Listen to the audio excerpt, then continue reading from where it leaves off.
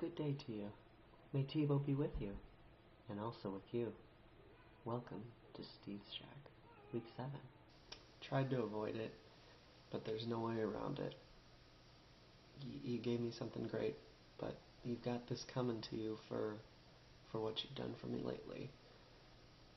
Game of baseball, and more specifically my beloved Milwaukee Brewers, you're about to be ransacked. Where do I even start with this NLCS? First of all, baseball. You took away the beginning of my season.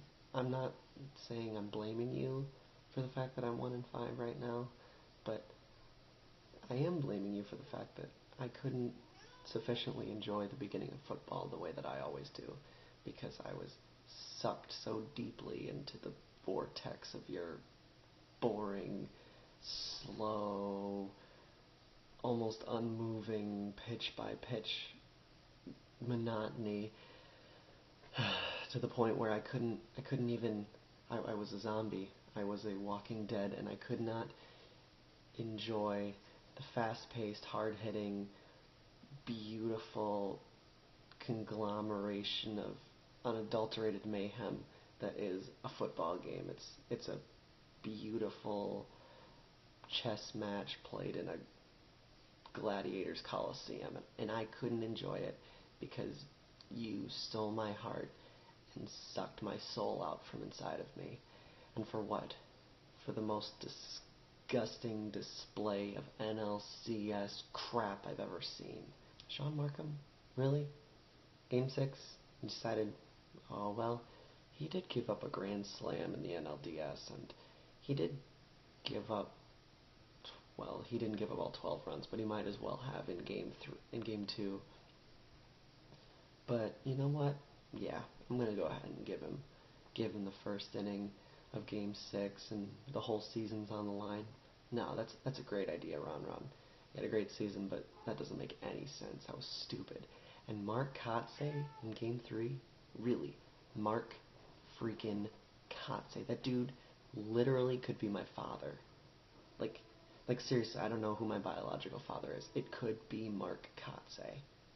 And that's ridiculous. That man has no place starting. He has no place starting, and he cost us Game 3 and maybe the entire NLCS. Now I'm stuck sitting here having to listen to the Cardinals, the most idiotic, pompous, self-righteous team in the entire league, excel in the World Series. I hate you forever, baseball, and don't ever talk to me again. See you next year. But baseball, for now, you have been ransacked. A lot to get to from Week 6, so let's get right to it. We'll start with what we thought would be a crappy game, and as advertised, it was a pretty crappy game between Jared and Mike. Not too much good to come out of this. Both quarterbacks scored 9 points. Between both teams, there were 2 players in double digits. This turned out to be the second game of the year in which both teams scored in the 40s, and it was pretty ugly all around. Mike grabbed himself a win, and he's 3-3, so I mean, there's something for that, I guess. And Jared's season might just be over in that division. The next most crappy game was mine. Ray Rice missed on 2 goal line touchdown opportunities, and that cost me the game. Greg Jennings had a down week, didn't catch a touchdown. Roddy White really disappointed me. Justin was able to squeak out a win despite the Peyton Hillis injury. Justin was led by 23 points out of his kicker and 26 points out of his defense. Between his wide receivers and his running backs, all of them combined, he scored 16.5 points. Ridiculous. The real big news coming out of my game against Justin is Justin's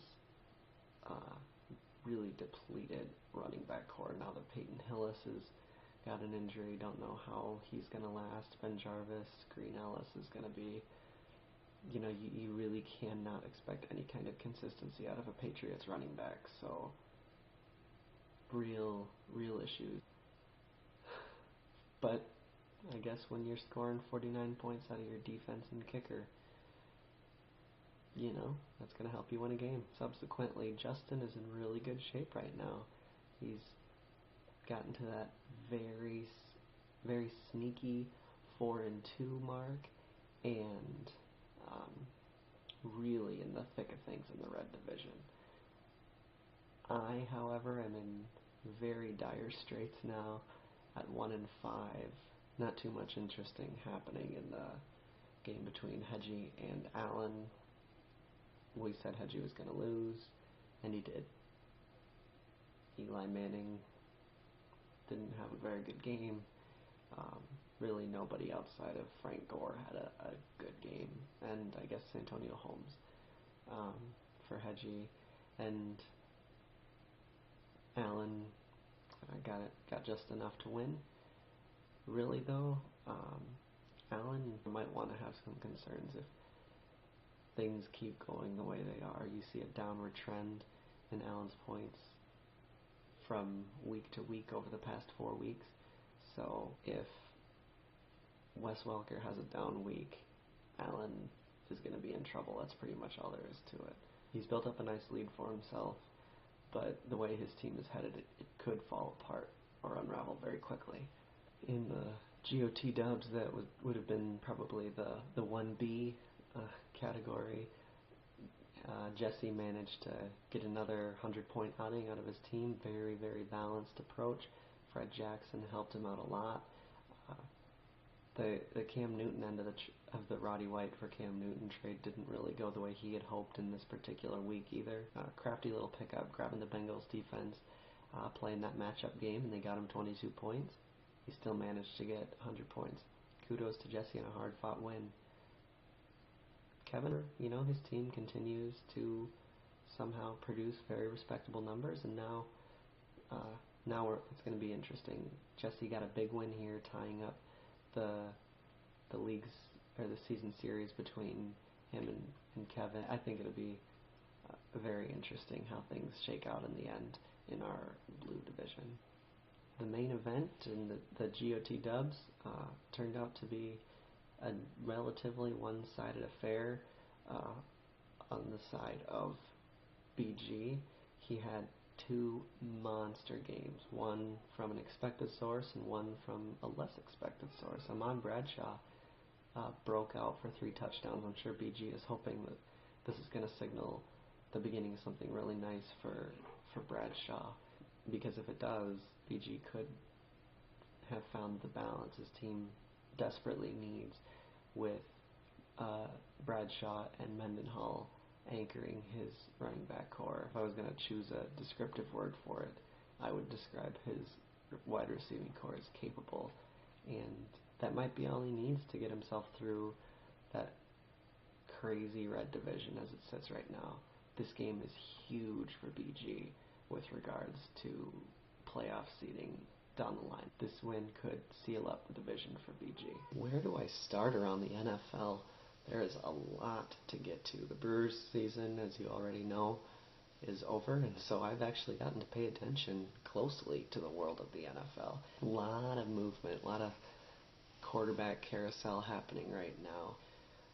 First off, I'll mention Christian Ponder, probably the least interesting of the new starting quarterbacks. He will go to Minnesota and suck a little less than Donovan McNabb. Andy Dalton seemed to be panning out, and consequently the Bengals decided Carson Palmer maybe was expendable after all, and so the owner sucked it up and trade raped the Oakland Raiders. Al Davis may be dead, but the Raiders' ownership is still stupid. Good to know some things never changed. Having said that, Carson Palmer will make a blip on the fantasy radar. He does have a track record of being a serviceable quarterback in the NFL. And before he had his knee blown out and before he became a very fragile quarterback, he did show that he had a lot of potential. We'll see if he can find any of that magic in a place where he actually cares. Another trade took place between my Broncos and the St. Louis Rams, where the Broncos knew they weren't going to re-sign Brandon Lloyd. I don't think Brandon Lloyd likes Tim Tebow very much, and so they decided they'd get whatever they could for him. I don't think it's a very meaningful trade for either team, but draft picks are always a good thing to have. The most glorious and wonderful and important thing that's happening around the NFL this season is Tim the Savior Tebow is going to be starting. How could this kind of a thing happen to anybody except for him? They're having basically a tribute to Tim Tebow and his best year ever in college sports the day of the Miami game. The day of the game. Miami has had horrible attendance, but they're going to sell this game out based only on Tim Tebow fans. So the game's going to be filled with everybody wearing Tebow jerseys. It's going to just be rocking for him. Basically, he's going away to play a home game. This kind of a thing can only happen to that guy. It is insane. Around the DFL, another week, another loss for me, and another desperation trade for me. This one I'm actually fairly excited about. Justin and I agreed in principle on Wednesday night for a trade that sent Beanie Wells, Tony Romo, and Victor Cruz to his team, and Tom Brady and David Nelson to my team. I think this trade is good for both teams. Justin, more than anything, needed some balance and some depth to his team with some of the injuries that have just decimated his team. So getting three quality guys, getting a quality wide receiver, running back, and quarterback was a necessary thing for him. Having said that, he had to give up Tom Brady, and that's a significant thing. Interesting trade. I think it makes my team better, and it makes his team have more explosive potential.